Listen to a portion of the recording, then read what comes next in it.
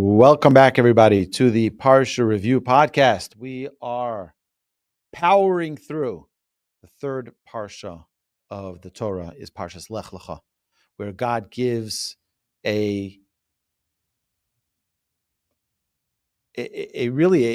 command to Abraham: just leave without any reason, without any rhyme, without any explanation. Just go. And we know, or they just tell us, Lech Lecha, it's for you. Sometimes God does things for us, to us, that we're questioning, like, what's the reason for this? Why is God doing this to me? Lecha, it's for you. But further in the Parsha, chapter 13, verse number 5, we know that he had a nephew. His nephew's name was Lot. And Abraham took Lot as an apprentice to guide him, to teach him, and eventually they parted ways. But at this point of what the Torah tells us, it says something very, very interesting. Verse number 5. V'gam lelot haholech es Avram hayatzon uvakar ve'ohalim. And also to Lot, who went with Abraham, there were sheep, cattle, and tents. Says Rashi, we have to understand what Rashi is giving us the insight, what's going on behind the scene. Rashi says something like this. Amazing. Umi goram shahayalozos. Who brought him this success? Abraham was very, very, very wealthy. Who brought this success to Lot, to his nephew? He says Abraham did. Im Avraham, right? Halichaso im Avraham. He went with Abraham, and that brought him success. He went with Abraham, and that brought him success. So there are 2 points I want to bring out from this. Number one is that when we surround ourselves with people who are lofty, who are holy, we don't only grow spiritually. There's a story that's told of a Holocaust survivor who lost everything in Europe. Everything. He was a very successful businessman in Europe, had a big family, and he left. He came to the United States and had nothing. And you know, there are many, many people that when they came to the United States in the 40s, the 50s, the 60s, a very, very difficult time having a job because they were called 52 jobs a year people, Jews. 52 jobs a year Jews. Why?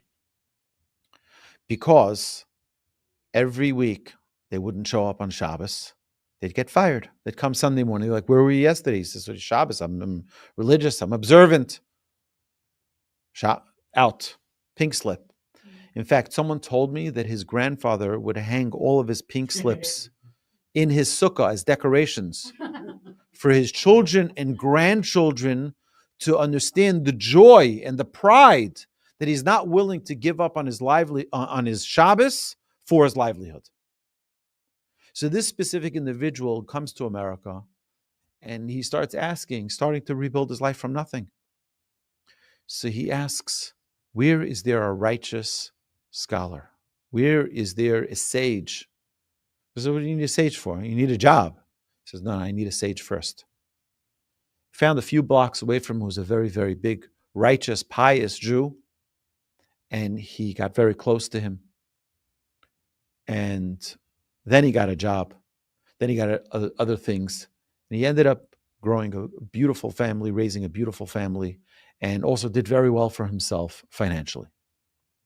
And he always explained, you need to anchor yourself and be close with someone who is righteous, someone who's a tzaddik. Lot did this. Lot was not exactly the most righteous person, but he anchored himself with Abraham. And that brought about all of the success. So that's point number one, is that we need to realize the importance of getting close to someone who's righteous.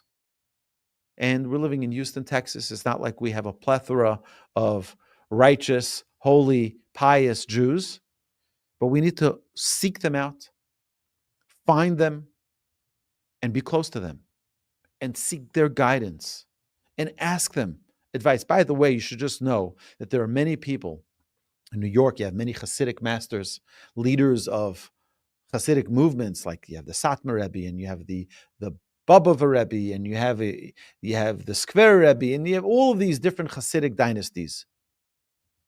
And people come into them and ask them, what should I do? What should I do? My business. Should I buy this business? Should I do that? Should I make this partnership? There's a story. There was a man who was involved in real estate in nursing homes. And they were about to make a whole refinancing of all of these nursing homes that they had. And the banks were not working with them. It was very difficult. They went to a rabbi in Israel. And the rabbi in Israel tells them, forget about this. Don't do it. They said, what are we going to do? He said, take whatever money you have and buy El Al Israel Airlines. It's for sale. I said, El Al? It's going bankrupt. He says, exactly. Buy it. It's the rabbi. What does the rabbi know? Was the rabbi an investment banker? He can tell you future stocks. What does he know? Anchor yourself with the righteous. Came October 7th, and El Al's value jumped over 200%, 300%, 400%, because all the airlines canceled their flights to Israel, and El Al's the only airline that's flying into Israel. And what used to be a $700 ticket is a $5,000 ticket. They say that their value has gone from like $50 million, $100 million to the billions and billions. This person wasn't even thinking in that direction. He does real estate, he does nursing homes, and suddenly he's the owner of an airline on the advice of a rabbi. I don't give advice. I don't know anything about this, and I'm not so righteous. But find someone that we can anchor ourselves with. There's something else. The Reb Nachman of Breslau would say that when you go to a wealthy person and you start doing business with him, he says the oil on your chariot gets oiled as well. It means they take care of everything. Meaning hang around the right people, right? Good people. And it brings blessing to many other areas of life. But there's something else I want to point out I think is very important. The positivity needs to be a very important focus in our lives. In parenting, I think one of the most fundamental principles is don't focus on the bad. You'll have children that will do something that you don't like, that you don't approve of, that you don't appreciate. Okay. So you don't appreciate. So you don't approve. So what? Focus on the positive. Because what you focus on is what expands. When you focus on the negative expands. When you focus on the positive expands. I'm going to tell you, I've been blessed with 8 magnificent children. And they don't always do the things that I like. But I do everything I humanly can to only dwell on their positives.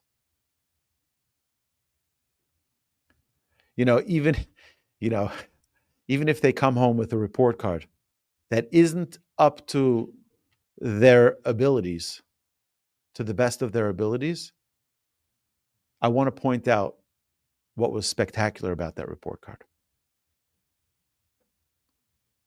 And that's what I'm going to focus on. You're not going to say anything about the failing mark? I don't see the failing mark. I don't see it. I see the A's that you got. I see the 90s and the 100s that you got. And I'm so proud of you for that. Because what you focus on is what will expand. It's what they will take.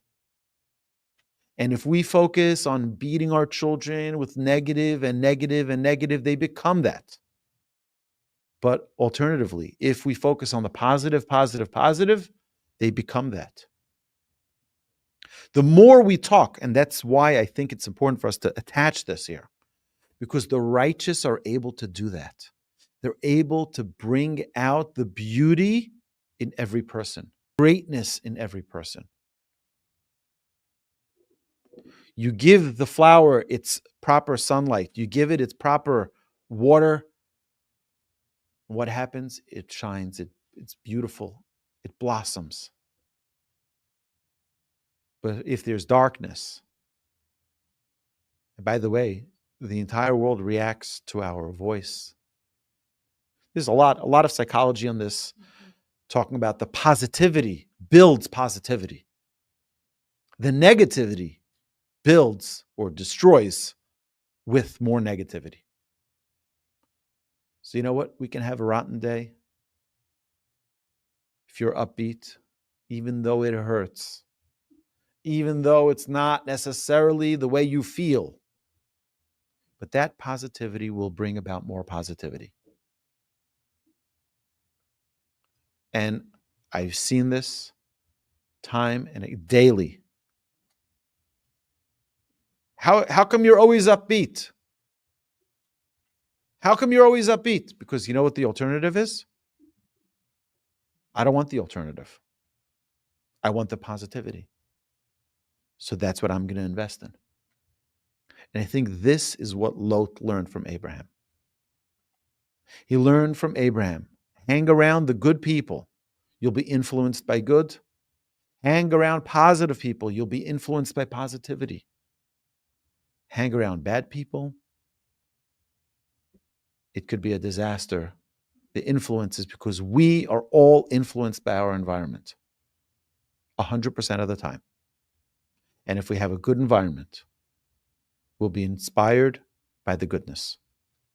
Hashem should bless us all that we should learn from Abraham and be close to people who are like Abraham, but also learn a little bit from Lot, who had enough intelligence to know, stick around Abraham. Because Abraham is a really good. If you find someone who's good, what's the benefit to me? Just hang around them.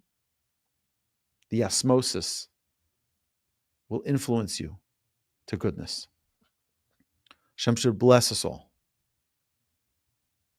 to be inspired by the good people around us, to take it all in as much as we can every single day. Amen. Amen.